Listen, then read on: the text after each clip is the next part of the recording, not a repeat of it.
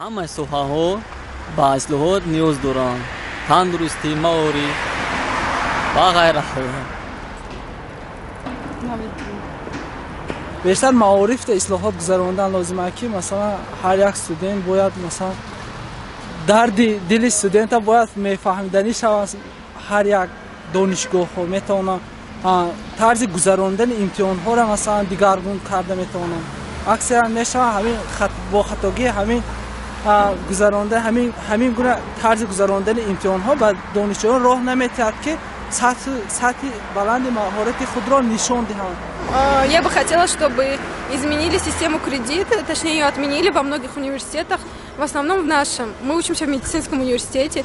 Это, как сказать вам, нас должны воспитать как бы обаяние, умение разговаривать, общаться с пациентами. А нас воспитывают, скорее всего лишь умение отвечать на АБЦД ответами. Все.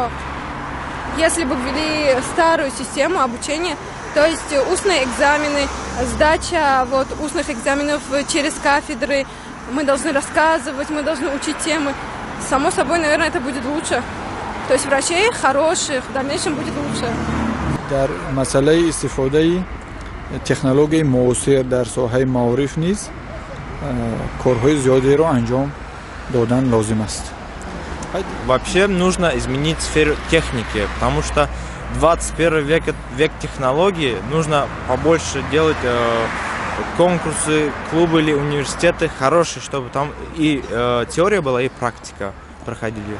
نمی استودنت را سخت کردن یگان طرف کدام نمیشه فقط میگن خونن باید دم گیرن کمتر. باید بگن که نخونید؟ نه خیلی بد نه و کمتر باید استودنت ها چون خیلی آرام حس کنن.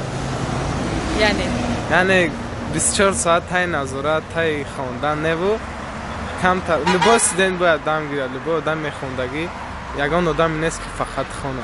اما طلب میکنن که آدم‌ها باید 24 ساعت خونن فقط درس کنن بغیر از درس باید هیچ کار نکنن. Здравоохранение. Я считаю, у нас здравоохранение на очень низком уровне.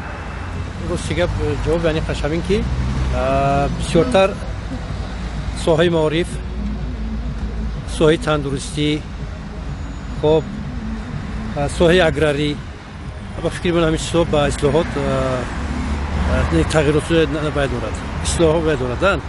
چی میگن نیاز دارن همین چیزها. هیچ نفهمیدم در همه شک ویای اصلاحات آمد معارفش هم چیزای و اصلاحات همش همین چیزای به همین اصلاحات. کودکس امروز نو کردن مطابق آزادی زمان کردن. ساحه ورزش با اصلاحات بسیار نیاز دارد. به خاطر که یکدیگر نفهمی زیاد است، به خاطری که بسیار ورزشکاران بهترین از تاجیکستان برآمده رفته هستند. به خاطر چی رفتنش؟ که اینا باید که همون مقاماتی که به همین کار سر کار دارن مربوط هستند اینا باید جواب پیدا کنند. به فکرم ساحه بانکی بعد ساحه تندرستی و معارف.